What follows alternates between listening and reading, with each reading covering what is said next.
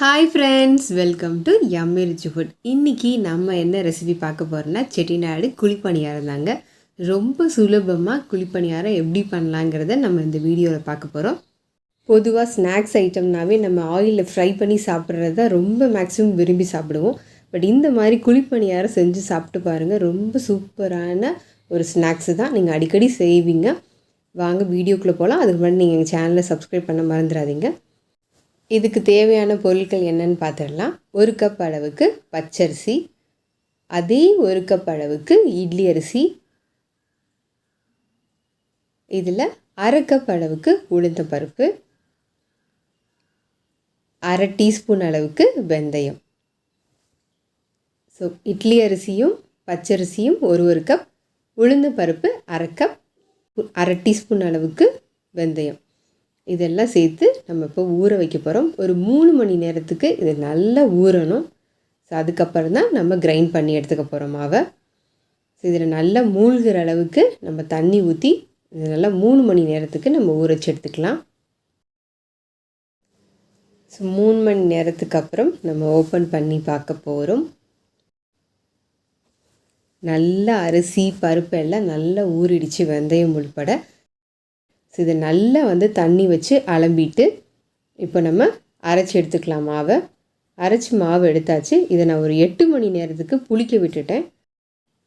இட்லி மாவு மாதிரி தான், இதை நல்லா புளிக்க விட்டுறணும் ஒரு 8 மணி நேரத்துக்கு.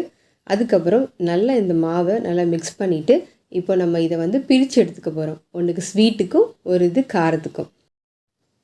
ஸோ இன்னொரு பவுலில் நம்ம ஸ்வீட்டுக்கு தேவையான அளவுக்கு மாவு எடுத்துக்கலாம்.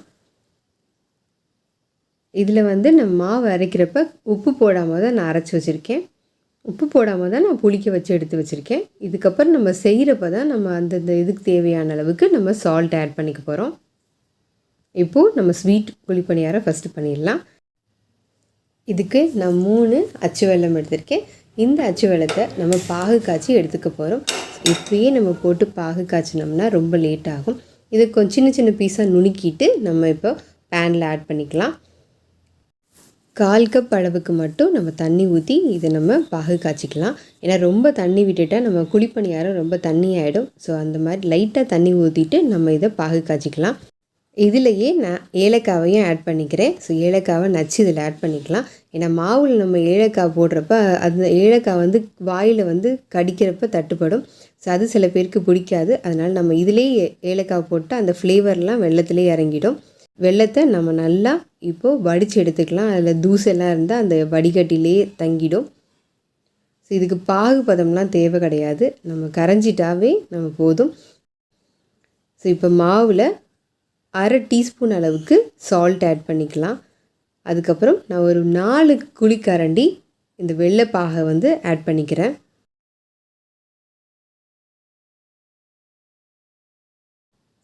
இப்போ இதை நல்லா மிக்ஸ் பண்ணிக்கலாம். எப்போ ஸ்வீட் பண்ணாலும் ஒரு சிட்டிக்கை அந்த சால்ட்டு போட்டால் ரொம்ப டேஸ்ட்டாக இருக்கும். ஸோ சால்ட் அந்த வெள்ளைப்பாகெலாம் நல்லா மிக்ஸ் ஆகட்டும். ஸோ மிக்ஸ் பண்ணதுக்கப்புறம் நம்ம கண்டிப்பாக தண்ணியாக தான் இருக்கும் ஓரளவுக்கு. இது நம்ம கெட்டிப்படுறதுக்கு அரிசி மாவு இருக்கு இல்லையா, அந்த அரிசி மாவு 1 டேபிள் ஸ்பூன் அளவுக்கு மட்டும் இதில் நான் ஆட் பண்ணிக்கிறேன். நீங்கள் ரவை எதுவுமே கலக்க வேண்டாம். ஜஸ்ட் நீங்கள் அரிசி மாவு மட்டும் நீங்கள் கலந்தால் போதும். குழிப்பணியாரம் நமக்கு ரொம்ப சாஃப்டாகவும் இருக்கும். டக்குன்னு நீங்கள் மாவு மிக்ஸ் பண்ண மாதிரி இருக்கும். ஸோ இப்போ நமக்கு மாவு ரெடி ஆகிடுச்சு குழிப்பணியாரத்துக்கு. ஸ்வீட் குழிப்பணியாரத்துக்கு நமக்கு மாவு ரெடி ஆகிடுச்சு. அடுத்து கார குழிப்பணியாரத்துக்கு தேவையான பொருட்கள் என்னென்னு பார்த்துடலாம். ஒரே ஒரு பெரிய வெங்காயம் சின்ன சின்னதாக நறுக்கி வச்சுருக்கேன். கொஞ்சம் கருவேப்பிலை, ஒரே ஒரு பச்சை மிளகாய், கொஞ்சமாக கடுகு. ஸோ இப்போ நம்ம இதெல்லாம் தாளித்து எடுத்துக்க போகிறோம். ஒரு பேனில் 1 டேபிள் ஸ்பூன் அளவுக்கு ஆயில் ஆட் பண்ணிவிட்டு இதில் கடுகு 1 டீஸ்பூன் போட்டு நல்லா பொரியட்டும். ஸோ பொரிஞ்சதுக்கப்புறம் நம்ம நறுக்கி வச்சுருக்க வெங்காயத்தை ஆட் பண்ணிக்கலாம். இது வெங்காயம் கண்ணாடி பதம் அதெல்லாம் எதுவுமே தேவை கிடையாது, லைட்டாக வதங்கினா போதும். ஸோ இது நல்லா வதங்கிட்டு இருக்கப்பவே இதில் கருவேப்பிலையே நம்ம ஆட் பண்ணிக்கலாம்.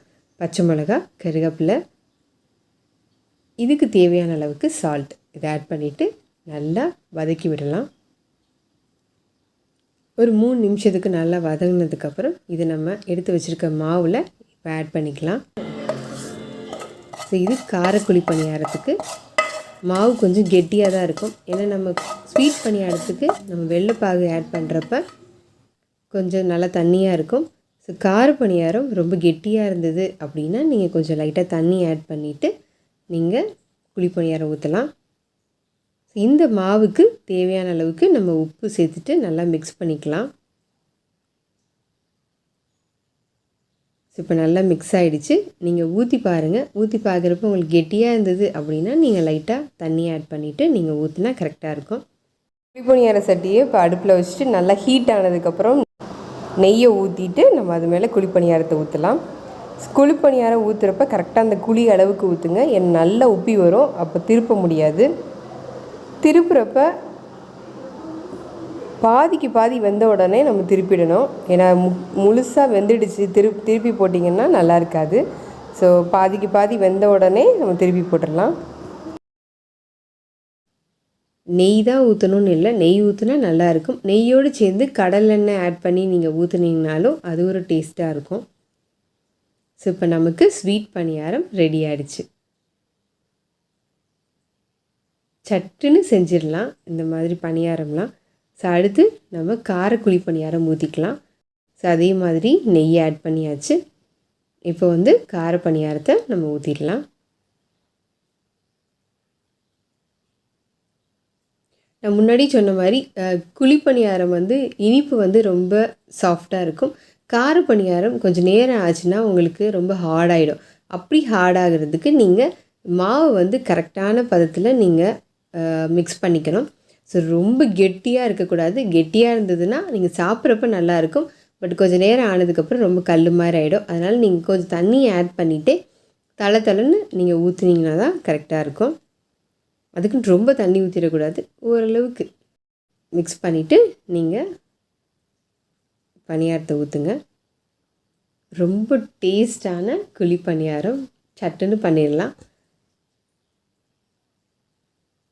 ஸோ இதுக்கு கார சட்னி நான் அரைச்சி வச்சுருக்கேன். ஸோ கார சட்னியோட கார குழி பணியாரம் ரொம்ப ரொம்ப சூப்பரான ஒரு காம்பினேஷன்.